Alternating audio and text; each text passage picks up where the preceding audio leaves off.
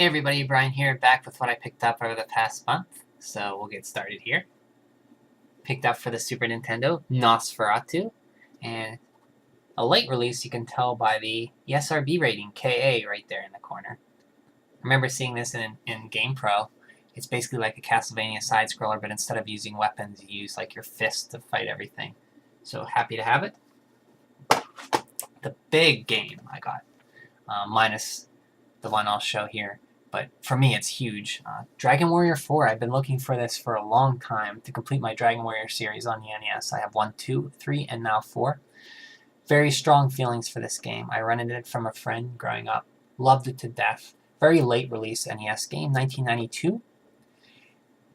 It's very unique in this series in that there's 5 chapters. You play each chapter as different characters. And the 5th chapter is the hero's story. And you meet all the characters from the other chapters. Come together in one huge quest to save the world. Great game. This is not complete. It's the game and the box, but I was more than happy to even just get the cartridge. So the box is the plus. Very happy to have Dragon Warrior 4. If you have a Nintendo DS, they released a remake back in 2008, 9, something around there, I believe. Very good version of the game. Pick it up if you have a DS or a 3DS, if you're even interested a little bit. Dragon Warrior 4 is an awesome game.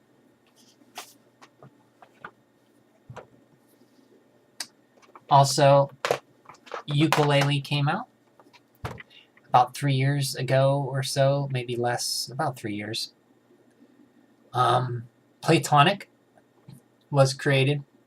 Playtonic was a group of people from Rare, I believe, who made Banjo-Kazooie and the 3D platformers. They came together and said, hey, let's make a game like that again. They just put out on Kickstarter, said, hey, we're going to want to make a 3D platformer mascot game. Would you be interested? The response was huge, made like over $2 million, I think. And it's now out. This is the Kickstarter backer edition. Comes with the game here and the manual, which is like a Super Nintendo manual. And the reverse side is like an art book. And you have the soundtrack on the other side. So, just looking at the manual here. Kind of looks like a Super Nintendo one. Pretty cool.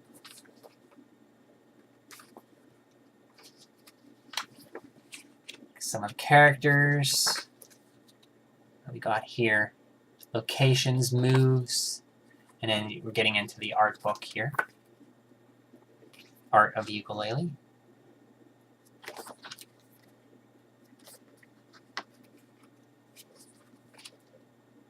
So I backed for $70, and it came with this. So I got this, and I also got my name in the credits, and I did check online. If somebody beat the game, the credits are like 3 hours long, so I scrubbed through, and I did see my name in there, which is really cool to see your name on a game that you actually put time, money, or not time, but money into, and see it, hey, yeah, I made this game happen. Really cool to see. Really neat feeling. So I got this, but I also picked up the PlayStation 4 version, which was ported by Team 17. This is the game I'm playing next after Zelda Breath of the Wild breaks its grip on me. I don't know when I'll be done with Zelda, and I'm loving it. I'm taking my time. It can enthrall me for all year, for all I care. I love that game. But as soon as I'm done with Zelda, if I'll ever be done with Zelda, I might take a break and then come back after I can't find all the Koroks. Ukulele is on the bench next, and I'm really excited to play another 3D platformer.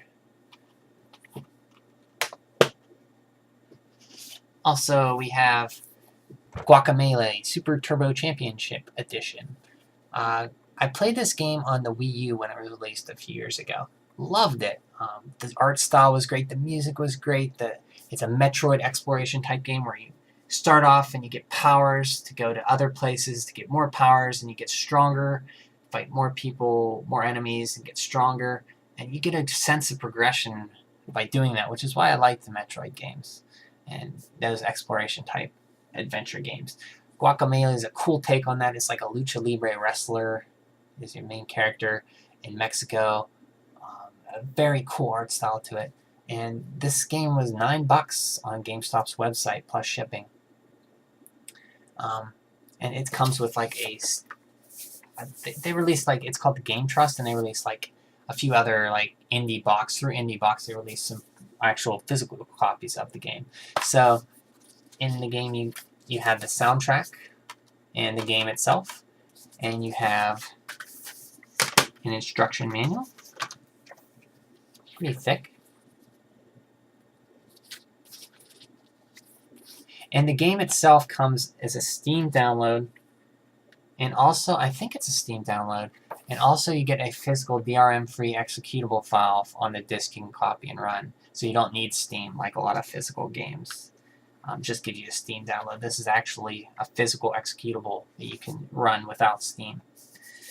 So very cool to have Guacamelee. Was really surprised at that game. I really loved it. I'd like to replay it again.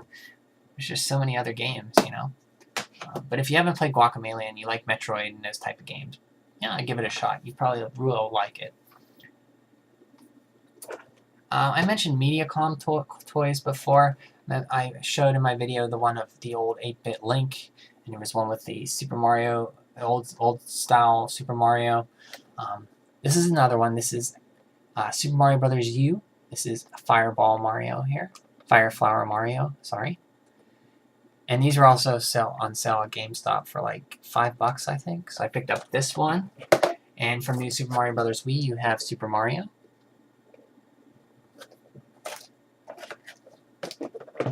And at Walmart, there is a set of these Pixel Buddies. This is number 8, I guess, in a set. It's like Pixel Pals, I'm sorry. It's like a lamp. It takes double A's and you push it and it lights up. So I picked up Link. There was also Luigi and Mario, and when I went the next day to get them, they were gone. So I'm happy to have Link here. Amiibos. Finally finished up the Splatoon set. So here's the alternate color Inkling Girl, and I finally picked up the 3-pack of the alternate color Inkling Girl and Boy and Squid. So I'm done with the Splatoon set for now. And I do not have a Switch to show you, unfortunately. I'm waiting until Super Mario Odyssey comes out in December. Hopefully there's a nice bundle and I can pick up a Switch. But to kind of lower the costs or not be a big hit on the wallet when I do get one, I bought a Pro Controller. This runs like $70. So I picked that up, and I did hold it and tried it out without the system, of course. It's very comfortable. I'm surprised it was like see-through, like almost. You can kind of see the electronics in.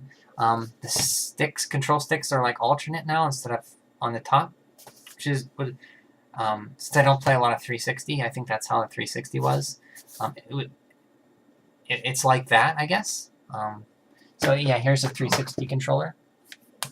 So it's kind of almost like this. With the one stick's on the top and another stick's on the bottom. So it's like that. It's very comfortable. It feels really nice. It apparently has like near-field communication for Amiibos in it, and the rumble in it too. I guess that's why it's so expensive, but pretty cool to have. So pick that up. And the big thing, well, one of the big things, like they're all big things, but I got an NES Classic Edition. Very happy to have this. I'm all about giving up on getting one. I've never even seen one out in the store anywhere. And I was at Toys R Us, and I'm friends with one of the workers there, and we were talking. And all of a sudden, he looks down, and he calls somebody up, and then he reaches down and he pulls up one of these. And it's an NES Classic. He said, "Do you want one?" I said, well, yeah. I didn't even know, you know, it was a surprise because I wasn't even expecting to get one because Nintendo announced that they were discontinuing them. I thought I just, wouldn't get one. That's okay, but it was such a nice surprise.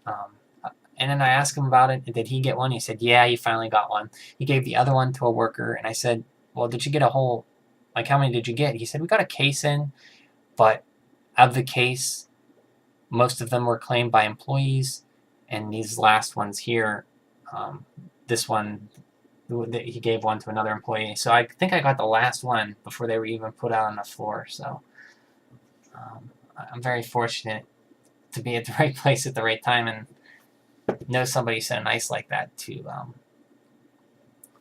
actually do that and, you know, give me a heads up and say, hey, you want one of these? So yeah, thank you very much to Dave from Toys R Us. I will always appreciate and always remember it. It's the little things and the kindness that people do. So yeah, that's cool. And also, I picked up, while I was there, kind of an impulse buy. I picked up this MiniBoss Controller. It's a wireless controller for the NES Classic. So basically, if you look on the back, there's a little receiver at the top picture here. Plugs into the NES Classic port and allows you to play wirelessly. It'll also plug into the bottom of a Wii remote so you can play wirelessly. I took it out and I was playing with it. It feels kind of not cheap, but like, you know that plastic that doesn't feel like an NES controller when you hold it? When you play a third-party controller, it kind of has that feel of that plastic. But, you know, I'm sure it'll work fine. And yeah, that's everything I got. Quite a lot of big stuff. I'm still playing Zelda, and I checked my time on Zelda. I'm at over 327 hours on Zelda. I did beat Ganon, but I only had one Divine Beast beat when I beat Ganon, so it was quite a hard fight. And when you beat Ganon, it starts you out, your last save, you get a star on your save file. And it gives you like a little, like a percentage completer on your save file. So you can tell how much of the game you completed. So I checked my completion percentage and it says 55% so far. And I haven't even uncovered 4 areas of the map. So I have most of the map uncovered on the bottom. There's 4 areas on the top I need to uncover. So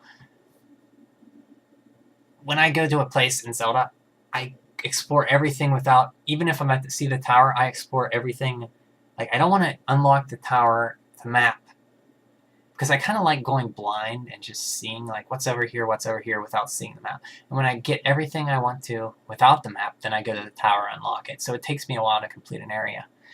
I'm on over 434 Korok seeds, so almost half of the Korok seeds I have. That's most of your majority to completion. So I have fun just finding those little Korok seeds. There's little Korok guys. Zelda's such a good game. Such a good game. I'm having such a fun time with it. I'm so happy that that game came out. And I have time to enjoy it. I'm going to remember that game forever. It's one of the best games I've ever played, and I'm not even done with it. So I won't go on about that. I think I did that in my last video. So, guys, have a great rest of your evening, great rest of your day, whatever, and I'll see you again next month. Bye.